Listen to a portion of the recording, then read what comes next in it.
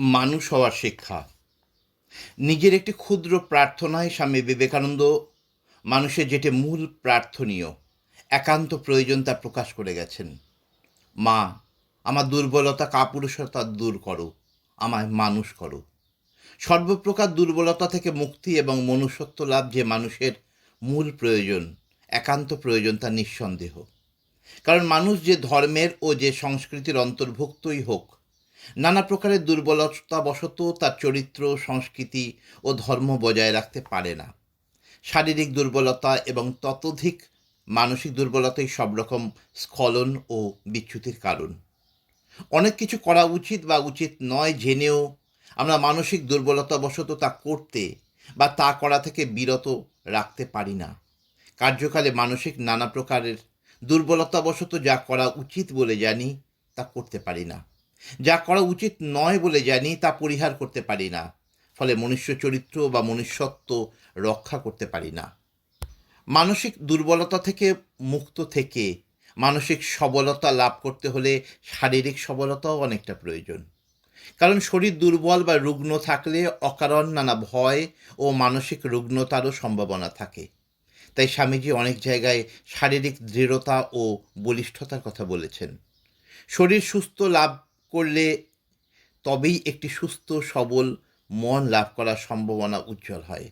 কিন্তু শরীর সবল থেকেও বহু মানুষেরই মন অত্যন্ত দুর্বল, মনুষ্যত্বহীন ও পশুভাবাপন্ন, তা সর্বদাই দেখতে পাওয়া যায়। সুতরাং মানসিক বলই সুচরিত্র লাভের, মনুষ্যত্ব লাভের প্রধান কারণ, একথা স্মরণ রাখতে হবে। নায়মাত্মা বলহীন লভ্য, বলহীন আত্মাকে লাভ করতে পারে না। উপনিষদের এই বাণীতে প্রধানত মানসিক বল, মনন বলের কথাই বলা হয়েছে। এখন দেখতে হবে এই মানসিক দুর্বলতার বা সবলতার অভাবের কারণ কি। স্বামী বিবেকানন্দ অনেকবার ভয় ত্যাগ করবার, অভি হবার কথা বলেছেন, কিন্তু বিচার করে বুঝতে হবে কোন ভয় ত্যাগের কথা তিনি বলেছেন। ভয় ত্যাগ করলেই মনের রোগ, মনের দুর্বলতা যাবে কেমন করে? চোর, ডাকাত, গুন্ডা, সৈনিক, এদের তো মরণ ভয়, সমাজ ভয় বিশেষ নেই। তারা কি মানসিক সবল, সুস্থ? স্বামীজি কি বলতে চেয়েছেন বুঝতে হবে। উপনিষদ কিন্তু ব্রহ্ম বা আত্মাকেই অভয় স্বরূপ বলেছেন। অভয়াং তিতীর্ষতাং পারম, ব্রহ্ম বা আত্মাই তরণেচ্ছুর, জীবন সমুদ্র পার হতে ইচ্ছুকের অভয় তীর স্বরূপ। সুতরাং আমি ব্রহ্ম, আমি আত্মা, এই নিশ্চিত করে মৃত্যু ভয় ত্যাগ করা, এটাই অভয়ের মুখ্য বা প্রধান অর্থ। কিন্তু এরকম আত্মজ্ঞানের সাহায্যে মৃত্যু ভয় ত্যাগ করা কজনের পক্ষে সম্ভব? সুতরাং এই চরম অর্থ ছেড়ে নিম্নতর অর্থও বুঝতে হবে, যা আমাদের অনেকের পক্ষে সম্ভব। আমাদের যে ঠকবার ভয়, হারবার ভয়, হারাবার ভয়, অপমানের ভয়, যে কোনো দিকে লোকসানের ভয়, অভিলষিত আকাঙ্ক্ষিত বস্তু না পাওয়ার ভয়, এগুলিও আমাদের কাছে ক্ষুদ্র ক্ষুদ্র মৃত্যুস্বরূপ। এইসব ক্ষুদ্র মৃত্যুর ভয়েও আমরা সর্বদা শঙ্কিত থাকি। নিজের কামনা বা ইচ্ছা প্রবল হলে তার না পাবার ভয়ও প্রবল হয়ে পড়ে। তাই সেই লোকসানের ভয়ে বা না পাবার ভয়ে দুর্বল হয়ে আমরা যা করা উচিত নয় তাই করি, যা করা উচিত তা করতে পারি না। আমরা সবসময় লাভ করতে চাই, জিততে চাই, ঠকতে বা হারতে চাই না। এই জিতবার লোভ পদে পদে আমাদের স্বার্থপর করে তোলে। আমার উচিত থেকে, মনুষ্যত্ব থেকে, চরিত্র থেকে স্খলিত হই। তাই স্বামীজি বলেছেন, তুমি যদি সত্যি সত্যি জিততে চাও, তবে সেই সব জেনে নিজে জিনে যেই, ফাঁদে পা দিও না, জেনে তত্ত্ব এই। নিজের ইন্দ্রিয় ও মনকে জয় করতে পারলে সব কিছুকে জয় করা যায়। বাইরে জেতবার চেষ্টা নিরর্থক। এতক্ষণ যা বলা হলো তা হলো বুঝেও জেনেও যে আমরা যা উচিত, যা চরিত্র, যা ধর্ম, তাতে কেন থাকতে পারি না, সেই দুর্বলতার কথা এবং তা পরিহারের কথা। কিন্তু বহু মানুষ স্খলিত হয়, চরিত্র ভ্রষ্ট হয়, না জানার দরুন, না বোঝার দরুন, অজ্ঞানতাবশত। আজকাল কিশোর সমাজে ও যুব সমাজে এই অজ্ঞতাও একটা বড় কারণ চরিত্রহীনতার ও স্খলনের। গৃহের পিতা, মাতা, ভ্রাতার শিক্ষা, সমাজের শিক্ষা ও স্কুল কলেজের শিক্ষা ব্যবস্থায় এই অজ্ঞতার কারণ। তারা শুনতেই পায় না ও জানে না কোনটা উচিত, কোনটা ধর্ম, কোনটা সুচরিত্র। বরং অনেক ক্ষেত্রে বিপরীত জ্ঞান, বিপরীত শিক্ষাই পেয়ে থাকে। পিতামাতার অর্থ সংগ্রহাদি বিষয়ে অতি ব্যগ্রতায় পুত্রকন্যা বিষয়ে দায়িত্ববোধ ক্রমশ লুপ্ত হওয়াতে তারা ভাববারই অবসর পান না কী শেখালে কীরকম আচর করলে সন্তানদের সুশিক্ষা সুচরিত্র হবে, তাদের জীবনটা শোভন কল্যাণময় এবং কল্যাণকর হবে। তারা নিজেরাও যেমন টাকা ও ক্ষমতার লোভকে জীবনের সুখের প্রধান কারণ বলে মনে করেন, সন্তানদের সম্পর্কেও সেটাই শুধু আকাঙ্ক্ষা করেন। চারিদিকে তাকিয়ে দেখেন না টাকা ও ক্ষমতার জন্য কি জঘন্য পশুত্ব সমাজে বেড়ে চলেছে, এবং ওই দুটি থাকা সত্ত্বেও মানুষ কত দরিদ্র অসহায় ও হীন হয়ে পড়ছে। তাই বিবেকানন্দ বলছেন, পোষিতে পারে না কভু তথা সত্য, কাম লোভ বসে যেই হৃদিমত্ত। ভগবানও গীতায় বলছেন, এই তিনটি হলো নরকের দ্বার, যা মানুষের বুদ্ধিকে নষ্ট করে দেয়, কাম ক্রোধ ও লোভ। সুতরাং এই তিনটিকে ত্যাগ করো। কিন্তু ত্যাগ করো বলেই তো ত্যাগ করা যায় না। এই রূপগুলি একবার মনে এসে গেলে লড়াই করে তাদের দূর করা খুবই দুঃসাধ্য। সুতরাং ওরা যেন মনে আসতেই না পারে, ঢুকতেই না পারে প্রথম থেকে, সেই ব্যবস্থা করলে তবেই নিস্তার। এর জন্য স্বামীজি যা যা ব্যবস্থা করতে বলেছেন তার মধ্যে প্রধান হচ্ছে সুশিক্ষা। শিক্ষার অর্থ স্বামীজি এক জায়গায় বলেছেন, education is nervous association of certain ideas. অর্থাৎ শিক্ষার অর্থ হলো কতগুলি উচ্চ ভাবকে স্নায়ুর সঙ্গে মিশিয়ে দেওয়া। আমাদের প্রাচীন ভাষায় কতগুলি শুভ সংস্কার উৎপন্ন করা। শুভ সংস্কার বা উচ্চ ভাবের স্নায়ুর সঙ্গে মিশ্রণের উপায় হলো সে বিষয়ে শ্রবণ মনন ও তদনুরূপ আচরণ। কারণ যে শ্রবণ করাবে, আচরণ করাবে, সে দায়িত্ব সম্পূর্ণভাবে রয়েছে গৃহে মাতা পিতা ও জ্যেষ্ঠ ভ্রাতা ভগিনীদের। পরে সে দায়িত্ব স্কুল কলেজের শিক্ষকদেরও। কিন্তু আজ শিক্ষকরা তো রাজনীতি ও দুর্নীতি দিয়ে নিজেদের ও বিদ্যার্থীদের সর্বনাশ করছে। গৃহ পিতা মাতা ভ্রাতাদের যদি নীতি জ্ঞান ধর্মজ্ঞান সুচরিত্র না থাকে, তবে সন্তানদের কি শিক্ষা দেবে?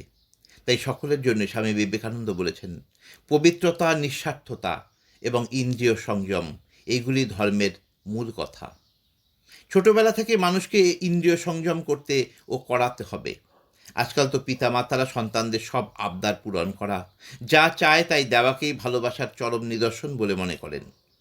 কিন্তু তাতে শিশু ও কিশোর কিশোরীদের ইচ্ছা দমন করার, ইন্দ্রিয় সংযম করার অভ্যাস না হওয়াতে জীবনে কোনোদিনই তা করতে পারে না। তাই পিতামাতার কর্তব্য নিজেদের স্নেহ ও সহানুভূতি প্রমাণ করবার জন্য না চাইতেই সন্তানদের উপযোগী প্রিয় দ্রব্য ও আহার্য তাদের দেওয়া। আবার চাইলেও অনেক ক্ষেত্রে না দেওয়া, বিশেষত যে ক্ষেত্রে তাদের চাওয়াগুলি অসঙ্গত সেসব ক্ষেত্রে। এতে শিশু ও কিশোর কিশোরীদের ইচ্ছা দমনের অভ্যাস হবে। ইচ্ছা হলেই যে তা পূরণ করতে হবে এ ধারণা জন্মাবে। এ অভ্যাস, এ ধারণা না জন্মালে কোনোদিনই সে ইন্দ্রিয় সংযম করতে পারবে না। সুতরাং চরিত্রবান বা ধার্মিক বা সৎ হতে পারবে না। অভ্যাসের ফলে দৃঢ় সংস্কার জন্মালে তবেই সংযম, নিঃস্বার্থতা প্রভৃতির দ্বারা সুচরিত্র ও ধর্মলাভ সুসাধ্য হয়, নতুবা দুঃসাধ্য। তবে দুর্ভাগ্যবশত ছোটবেলা থেকে যাদের এ শিক্ষা, এ অভ্যাস হয়নি, তাদেরও নিরাশ হবার কারণ নেই। যৌবনের শক্তি থাকতে থাকতে যদি জীবনের উচ্চ আদর্শ সম্বন্ধে ধারণা জন্মে, যদি আদর্শকে বরণ করে নিতে পারে, তাহলে সে আদর্শের শক্তি ও আকর্ষণ ক্রমে ইন্দ্রিয় সংযম, নিঃস্বার্থতা আপনি এসে পড়ে। উচ্চ আদর্শ কিছু গ্রহণ করলে, তার প্রতি টান হলে, তখন ত্যাগ, নিঃস্বার্থতা সুসাধ্য হয়ে ওঠে। আমাদের ভারতীয় সভ্যতায় ও সংস্কৃতিতে আদর্শ বলতে বোঝায় কোনো ইন্দ্রিয়াতীত জৈব প্রয়োজনের বাইরের বস্তু, যা মনুষ্য জীবনে বাঞ্ছনীয় এবং লাভ করা সম্ভব। মুক্তি, আত্মজ্ঞান, ঈশ্বর ভক্তি, ত্যাগ, পবিত্রতা, প্রেম, শান্তি অথবা এইসবের মূর্ত বিগ্রহ স্বরূপ মহাপুরুষগণ শ্রীকৃষ্ণ, বুদ্ধ, শঙ্করাচার্য, শ্রী চৈতন্য, শ্রীরামকৃষ্ণ, স্বামী বিবেকানন্দ প্রভৃতি। এ সকলের যে কোনো একটিকে ভালোবেসে শ্রদ্ধা করে জীবনের আদর্শ রূপ গ্রহণ করলে সংযম, ত্যাগ, নিঃস্বার্থতা, সেবা প্রভৃতি সুচরিত্র সুসাধ্য হয়ে আসে। এই জন্য স্বামী বিবেকানন্দ আদর্শ বিষয়ে এত কথা বলে গেছেন। এই আদর্শ বিষয়ে স্বামী বিবেকানন্দ বলেছেন, আদর্শকে কখনো নিচু করা উচিত নয়। আমি আমার আদর্শকে নামাইয়া আমার দুর্বলতা সমর্থন করিবার চেষ্টা করিব না। মনুষ্য স্বভাবে ভয়ানক রক্ষণশীলতা ভাব রহিয়াছে। অতএব এই জড়তা ভেঙে সর্বদাই আদর্শে পৌঁছিবার চেষ্টা করিবে। যদি কোনো ব্যক্তি আদর্শকে খাটো করিয়া তোমার স্তরে নামাইয়া আনিতে চায়, যদি কেহ শিক্ষা দেয় ধর্ম উচ্চতর আদর্শ নহে, তবে তাহার কথার কর্ণপাত করিও না। যখন কোনো ব্যক্তি দুর্বলতা সমর্থন করিতে চেষ্টা করে, তখন বিশেষ সাবধান হইও। আমরা একে তো ইন্দ্রিয় সমূহে আবদ্ধ হইয়া নিজদিগকে একেবারে অপদার্থ করিয়া ফেলিয়াছি, তারপর আবার যদি কেহ আসিয়া পূর্বোক্তভাবে ধর্ম আদর্শ নয় এইভাবে শিক্ষা দিতে চায় এবং তুমি যদি এই উপদেশ অনুসরণ করো, তবে কিছুমাত্র উন্নতি করিতে পারিবে না। মানুষ যেখানে পড়িয়া আছে সেখানে পড়িয়া থাকিলে চলিবে না, তাকে দেবত্বে উন্নীত করিতে হইবে। স্বামী বিবেকানন্দ এখানে মানুষকে দেবত্বে উন্নীত করার, দেবত্বে তুলে দেবার কথা বলেছেন। কিন্তু পশুত্ব থেকে দেবত্বে ওঠা যায় না। পশুত্ব দূর করে মানুষ হবার জন্য স্বামীজি অনেক কিছু বলে গেছেন। তার মধ্যে প্রধান হলো আলস্য ত্যাগ করে কর্ম ও সেবায় আত্মনিয়োগ করা, ইন্দ্রিয় সংযম অভ্যাস করা, নিজের ক্ষেত্রে নিয়মানুবর্তিতা ও কর্তব্যনিষ্ঠা। এসব ছাড়াও স্বামীজি উপনিষদের একটি বাক্য উদ্ধৃতি করে বলেছেন যে, আহার শুদ্ধ হলে চিত্তশুদ্ধি হয়, চিত্তশুদ্ধি হলে ধ্রুবা স্মৃতি লাভ হয়। আহারের অর্থ শুধু খাদ্য নয়, চক্ষু, শ্রোত্র, মন প্রভৃতি বহিরিন্দ্রিয় এবং অন্তরিন্দ্রিয় দ্বারা আমরা যা কিছু আহরণ করি বা গ্রহণ করি, সে সবই আহার। সেই আহার শুদ্ধ পবিত্র হওয়া প্রয়োজন।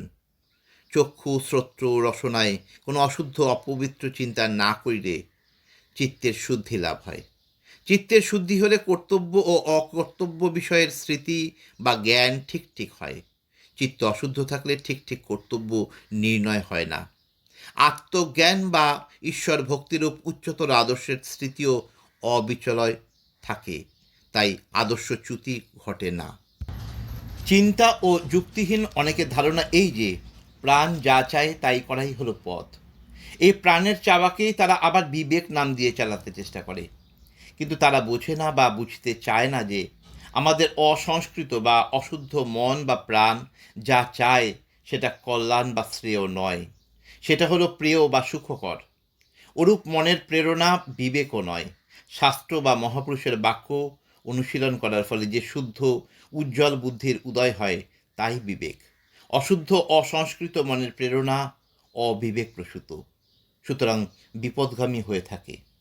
দীর্ঘকাল অনুশীলনের ফলে যতদিন না নিজেদের বিবেক লাভ হয়, সত্য চিন্তার শক্তি লাভ হয়, ততদিন আমাদের মান্য করে চলতে হবে ঋষি, গুরু ও গুরুজনদের বাক্য ও উপদেশকে। যারা আমাদের সংস্কৃতির রাজ্যে নৈতিক বা আধ্যাত্মিক উৎকর্ষযুক্ত পুরুষ, তাদের বাক্য বা উপদেশ মান্য করে চলা ছাড়া সাধারণ মানুষের আর কোনো পথ নেই। তাই বিদেশের ভাষণেও স্বামীজি বলেছেন, আমাদের সমাজে এটা স্বীকৃত সিদ্ধান্ত যে মানুষের সব আকাঙ্ক্ষা চরিতার্থ হওয়া সম্ভব নয়। সেজন্যই আমাদের জীবন অনেক বিধিনিষেধের অধীন। এগুলি সৌন্দর্যহীন মনে হইলেও ইহা শক্তি ও আলোকপ্রদ।